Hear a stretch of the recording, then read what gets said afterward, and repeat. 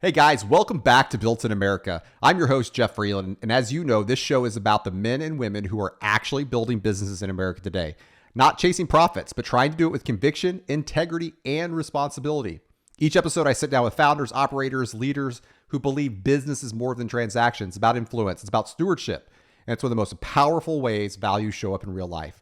We're here to talk about the marketplace, what's changing, what's working, what it really takes to serve customers who care about what they buy and who they buy it from. These are honest conversations with people doing the work, learning in real time how to build, lead, and grow in a very complicated world. And today, I'm excited to have Gabe Orr, who's the CEO of Plainview Beef. The work that he's doing sits right in the intersection of building a business and staying grounded in his values. Gabe, thanks so much for being here today. Can you tell me a little bit about Plainview Beef? Yeah, Jeff, thanks for having me on. It's a privilege to get to have conversations and appreciate the intro as Yep. well. I think it matches Plainview Beef. We're a fourth generation ranch out in Kansas, and we're really just trying to live in Plainview. It's the kind of the brand name, and it's the our way of life. We just like to keep everything right out in front so people can follow what we're doing, and we try not to hide anything around the corner of the barn or anything like that. And we're trying to raise cattle in the healthiest possible way we can. We're really trying to innovate and to get the healthiest feed to the cattle, get rid of the toxins in our food, and try to create consumer products that people can put around the table or in their school lunches or whatever that really aren't contaminated with the forever chemicals and the things that have become unfortunately accustomed to American way of life. So we're just doing the best we can to create an environment where we can create change in the food space. Awesome. That's wonderful. All right, let's jump into our 5 questions that we do every single show. They don't change. It allows people to know what's going on. Question one: how does your business help people live out the values when they spend their money? Yeah, so I think it helps people by really supporting what we're doing in the sense that we're trying to create a healthier environment for our own family, and we want to extend that to others. And so I think being able to put your money in plain view products and that it helps us to advance what we're doing, and also it helps us to get real clean label products into people's kitchens, into their lunch boxes. Excellent. Excellent. All right, question two: what does building and growing your business in America mean to you personally? Yeah, I think so much of even consumer products in America have gone offshore. Mm-hmm. We even on the label saying USA made anymore, it's so watered down. They might put 10% of something from America, but it really doesn't mean it's done right here in America. And I believe it's a real chance for us to rebuild this nation from the Midwestern states all the way through, and try to really focus on what got us here as a country. Yeah, so important. So important.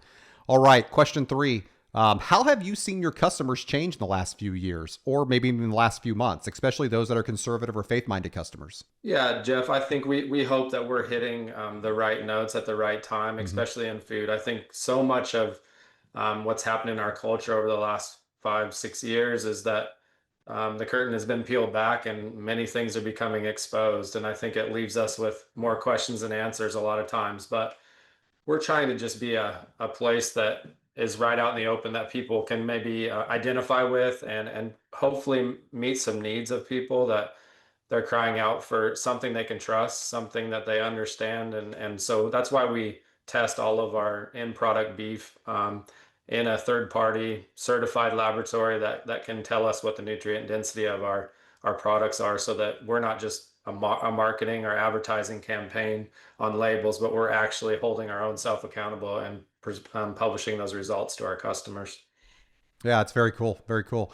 All right, question four. I think I know the answer here, but I'm gonna take a guess. What values guide the way you lead your team and serve your customers? Well, the first value is that we're a family first, and that is very important to us. And then our integrity, obviously, is something that's not for sale. So we didn't want to put anything into our home that we wouldn't want in someone else's. So I think it's just living that life, and allowing people to hold us accountable, and really intentionally setting things out front so that we can be held accountable. I think accountability is so important in our world today, And so this really is something that drives us, and we make a real point to live by what we say. That's very cool. Very cool. All right, last question, my favorite one. What's one piece of advice that you'd give to other business owners or operators trying to reach values-driven Americans? Yeah, I think Jeff, the thing that we've found is that you just live, be who you are, be the best version of you that you can be, and really just do the best you can with what's in your hands and be a good steward. And so, the advice would be that don't look outside of yourself to try to be something that someone else is, but it's an amazing opportunity that I have to steward as a fourth generation cattle person, to be able to stand on the shoulders of my family and all the things that they've done, and really just try to be the best version of what we have here, and do the best we can. That's awesome. That's awesome. Well, Gabe, thanks so much. Thanks for what you guys are doing, for what you're standing for.